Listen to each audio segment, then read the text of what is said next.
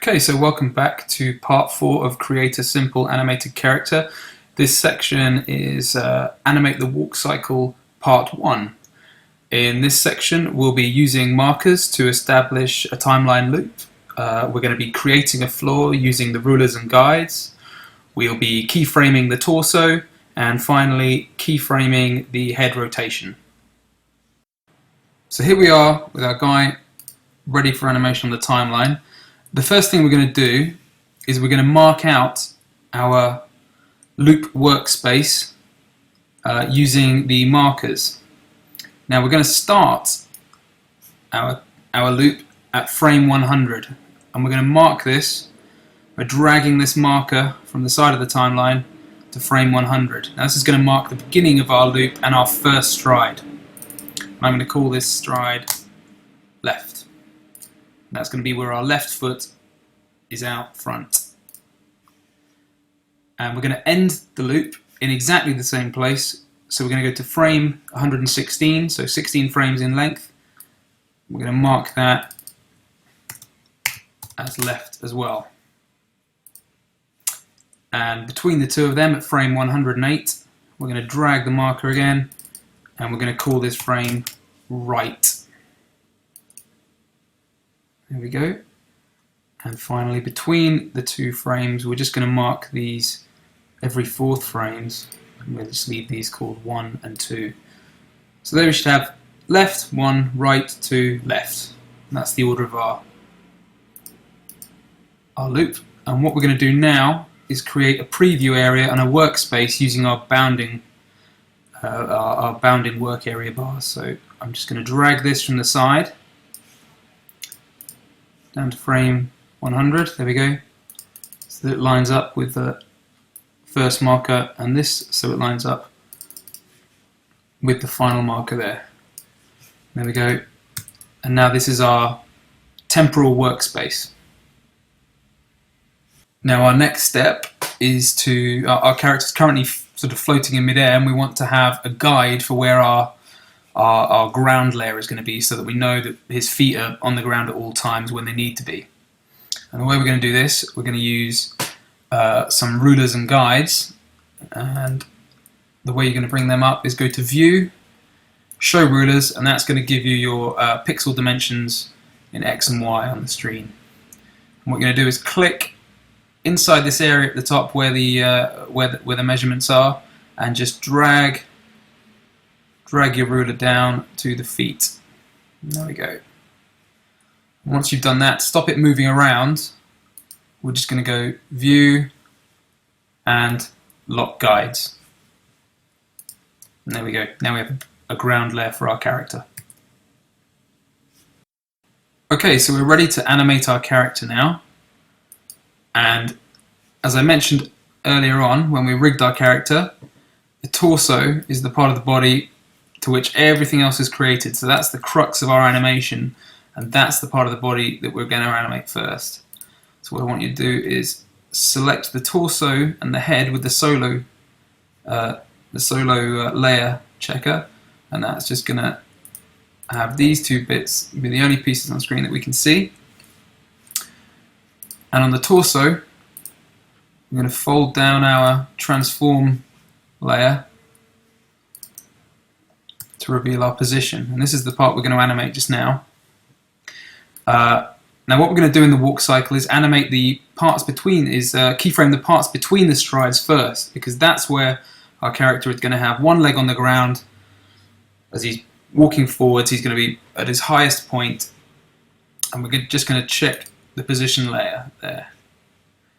And he's going to be at the same point vertically at our number 2 marker, where he's between the right and left strides. So we're just going to create another keyframe there. That's exactly the same as the one before. Now if we go back to the beginning, this is our left stride. So this is with his left leg forward and his right leg behind. And as his legs are further apart, his body is going to be slightly lower. So we're going to pull the torso down there, and we're going to copy this keyframe. So you can edit, copy. We're going to go along to the right stride, and again his legs are going to be splayed, so he's going to be lower in frame again. we're going to go Edit, Paste. I'm going to paste the same keyframe to the left stride. Now what you're going to be able to do now, if you go Window and click Preview, that's going to bring up your preview console here, and if you just click this little round preview button, you'll be able to see the keyframes that you've animated render in real time. And what you'll notice from this is that our guy is quite mechanical. There's not a lot of character to him. He's sort of bouncing up and down in quite an unnatural way. So what we're going to do, we're going to add a little bit of keyframe easing, and that's going to give him a bounce that feels a little bit more organic and a little bit more characterful. And what we're going to do, we're going to ease the frames where he's at his highest. So as he bobs up and down, we want him just to ease at the top of his bounce before coming down. So we're going to go Animation. We're going to select these two keyframes, keyframe 1 and 2, between left, right, and left. We're going to Animation, Keyframe Assistant, and Easy Ease. And that's going to give us these easing keyframes, and when we play it back using the preview, it's going to feel a little bit more like a bounce. Now if we want to enhance that even further, we can adjust the keyframe influence. So what I'm going to do, I'm going to select the keyframes again. I'm going to go Animation, Keyframe Assistant, Keyframe Velocity. Now in here we've got the influence of the keyframes, incoming and outgoing, and at the moment they're set to 33%. We're going to increase that to 66.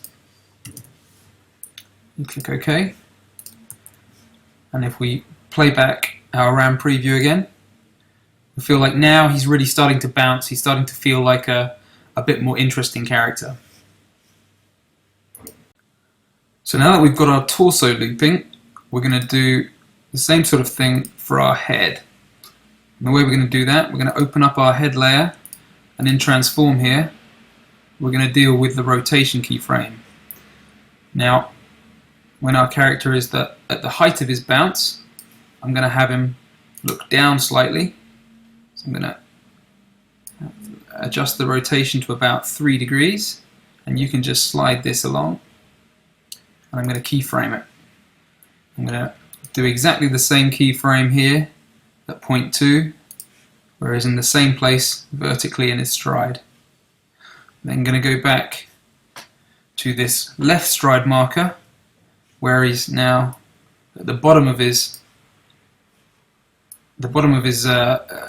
torso is at his lowest point, and I'm going to have his head lean back slightly as he's looking up a little bit now. Again, about 3 degrees or so. And now I'm going to copy this keyframe. I'm going to paste this to the right stride,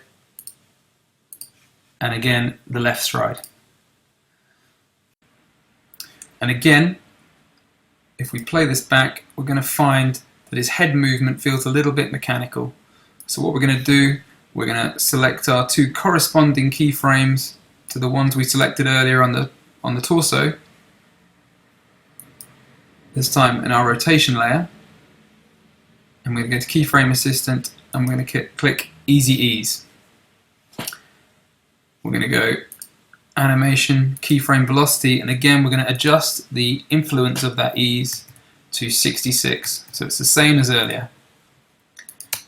And now if we play that back, there we go, it feels a little bit more characterful. Now that we've got our keyframes looping, what we can do is select all these keyframes here, and we're going to copy them, go to the end of our loop, and we're just going to paste them again. And we're going to do the same thing on our torso layer. And what that means we can do now is slide both of these timelines past each other to create a slightly more interesting piece of secondary animation on the head. So if we shift the head frame a frame to the left, we'll see the keyframes still correspond, but they're a frame to the left of the torso keyframes. When we preview that, we get something a little bit more interesting. His head kind of leads the torso. If we slip it further, so it's entirely diametrically opposed, now it's kind of bobbing up and down. And you can play around with this until you get something you like. I'm going to have it sit a frame behind the loop. So there we go. So now his head's bouncing as if led slightly by the body.